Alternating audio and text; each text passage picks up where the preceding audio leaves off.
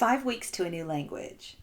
In this lesson, we're going to talk about stages or phases of fluency and different languages, their levels of difficulty, and study abroad and audiobooks.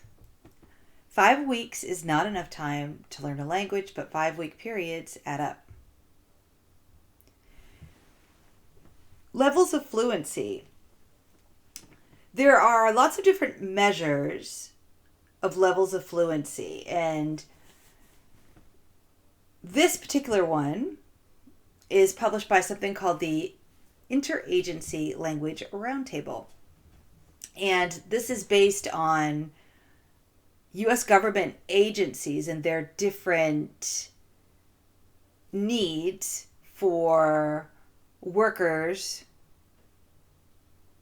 learning languages to certain levels. Usually, a general working proficiency for much of the training is the aim, and you see that's a level 3. Think of consular workers, diplomats, that sort of thing. And they have a range from 0 to 5. So 0 being no functional ability and up to 5 being indistinguishable from a native speaker, which most people wouldn't need. Not even for teaching languages. For example, many states might require a language teacher to be somewhere between levels 2 and 3, which sounds low, but it's actually quite high. So that's just to give you an idea. A 3 is well past what many consider to be fluent, that intermediate high, advanced low, B level. The Foreign Service Institute, which trains lots of people for life abroad, working in U.S. embassies and consular offices, have spent a lot of time studying how many class hours it takes people going through their programs to learn languages. I think that people really vary in these different ranges, but I think that it gives a really good idea of what sort of time investment people can plan on making. It really helps to be realistic. So what they've done is they've categorized languages by different levels or categories.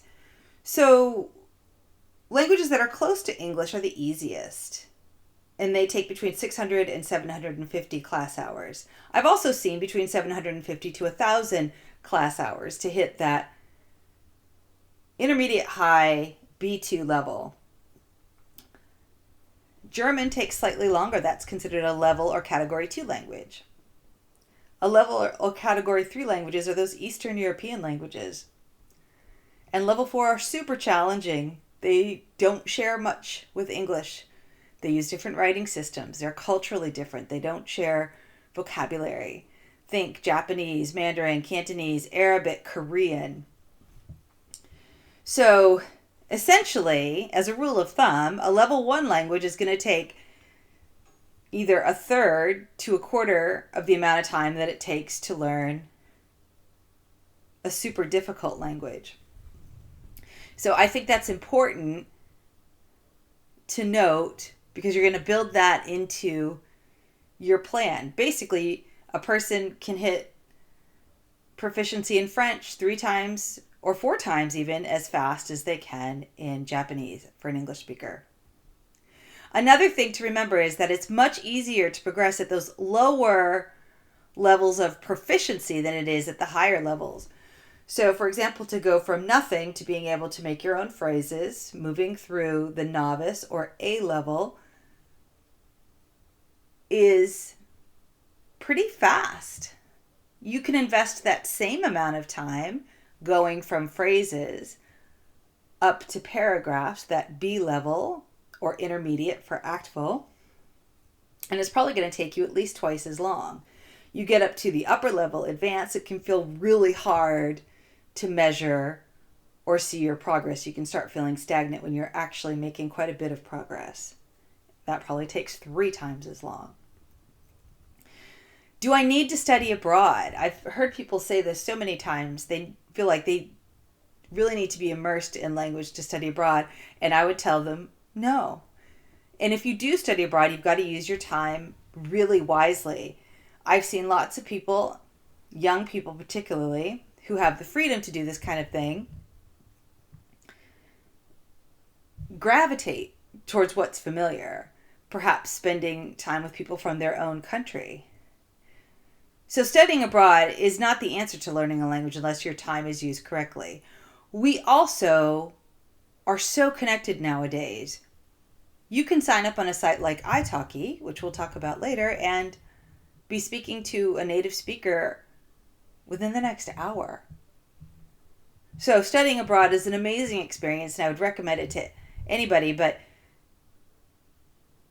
it's not the be-all and end-all of learning a language. You can learn a language anywhere now with all the technology that we have. Audiobooks are some of my very favorite sources for learning languages at all levels. Just remember to think about that time. I often see programs, Pimsleur, which is one of my favorite, for example, are numbered levels 1 through 5. Another program might be numbered levels 1 through 8. Going through the course, just remember that those numbers are relative to each other, and think about the amount of time you're getting in input. Pimsleur lessons are my favorite, and they tend to be 30 minutes apiece, and they have 30 lessons in each course. So you're getting a fair amount of input, about 150 in a complete course. And that can easily take you into the intermediate level. But just because you complete level 5, don't feel like you should be fluent. They're just part of a bigger plan. And a critical piece is how much time you're spending communicating with others. Again, you want to go on a site like italki, but there's also some alternatives that you can do. You can journal every day. And I highly recommend at least once a week talking to yourself. I like to get voice memos on my phone, and once a week I talk to myself. When I'm just starting out in a language, I like to read things from phrase books.